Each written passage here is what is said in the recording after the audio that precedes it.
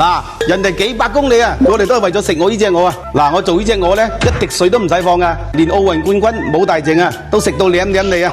順德火焰黑中鵝上菜。Hello， 大家好，我係太陽哥，今日同大家分享一道咧順德火焰鵝，配料表喺度，自己睇。咁我而家手上揸住呢隻咧就係清遠黑中鵝，咁咧揀鵝都好有講究嘅喎。咁我哋今日揀咗一隻咧湯乾淨，大概6斤重左右嘅。開波喐佢！嗱，啲鵝咧斬到咁大嚿 size 就啱噶啦。嗱，隻鵝咧已經斬好啦，咁我哋而家簡單調下個底味，將所有嘅味料一定要撈勻勻嘅啊！一陣煎嘅嗰陣時燜起上嚟咧就比較入味嘅，醃佢15分鐘，咁咧就 OK 嘅啦。而家開始猛鑊陰油煎隻鵝，煎到佢兩邊金黃色，將所有嗰啲油脂逼晒佢出嚟，咁樣燜出隻鵝咧先會夠香夠滑。嗱，啲鵝咧煎出嚟啲鵝油咧，千祈唔好倒咗佢喎，唔好浪費喎，因為啲鵝油煮餸係非常之香嘅。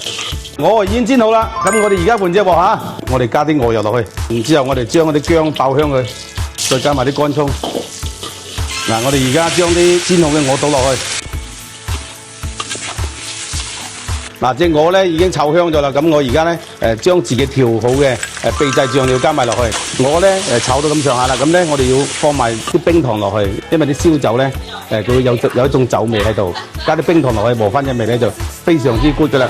仲有我哋15年嘅陳皮放一塊落去，咁咧就放埋我哋今日嘅主角，嗱，放一啲順德好朋友落去，一隻鵝一支燒酒咧就啱啱好嘅。而家開始點火，紅紅火火啊！食完之後鴻運當頭，冚蓋燜佢40分鐘，跟住啲火一熄咧，隻鵝就食得噶啦。OK， 時間到，我哋睇睇咩料先。哇，正到一陣陣嘅酒香味撲鼻而嚟啊！正。嗱，而家啲鵝咧燜好啦，我哋而家再加翻少少蒜苗落去，咁食起上嚟咧更加香味嘅。嗱，鵝啊燜好啦，整翻啖先。哇，正到冇得輸啊！好有鵝香味啊，入口清甜，酒香濃郁。呢個菜咧，1年4季都啱食嘅，還原最經典嘅順德味道。順德火焰鵝，食完紅紅火火。想了解更多順德飲食文化，記得關注我。